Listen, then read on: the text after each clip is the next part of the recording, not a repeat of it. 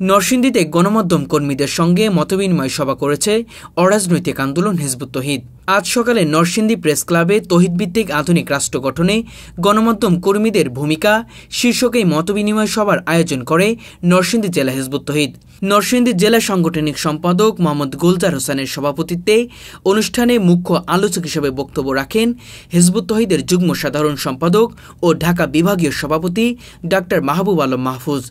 সঞ্চালনায় ছিলেন জেলা সাংস্কৃতিক সম্পাদক জিন্নাত আক্তার। সবাই বক্তব্য দেন সংগঠনের যুগ্ম সাধারণ সম্পাদক ও বিশ্ব মানবাধিকার সংস্থা বাংলাদেশের মিডিয়া সেলের প্রধান এসএম শামসুল-হুদা, হিজবুত তৌহিদের নারায়ণগঞ্জ উপজেলার আঞ্চলিক সভাপতি আরিফ উদ্দিন, কেন্দ্রীয় যুগ্ম নারী সম্পাদক আয়েশা সিদ্দিকা, নরসিংদী জেলা সভাপতি ফারুক হোসেন সহ অন্যান্যরা। বক্তারা বলেন, একটি রাষ্ট্রের শান্তি, শৃঙ্খলা ও নিরাপত্তা নির্ভর করে তার ব্যবস্থাপনার উপর।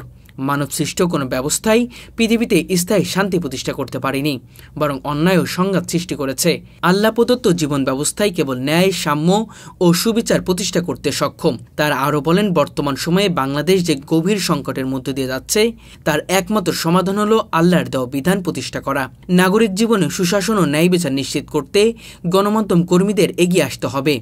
মতবিনিময় সভায় উপস্থিত ছিলেন নরসিংদী প্রেস ক্লাবের সাধারণ সম্পাদক মোবারক হোসেন, সাবেক সভাপতি নিদারুণ রায়, জেলা রিপোর্টার্স ক্লাবের সভাপতি শফিউল ইসলাম রিপন, সিনিয়র সাংবাদিক আসাদুল হক পলাশ, ডেইলি ইভিনিং নিউজের হলদার দাস সহ স্থানীয় গণমাধ্যম কর্মীরা। এ সময় তারা হিজবুত তৌহিদের প্রস্তাবের উপর গুরুত্বপূর্ণ মতামত ব্যক্ত করেন।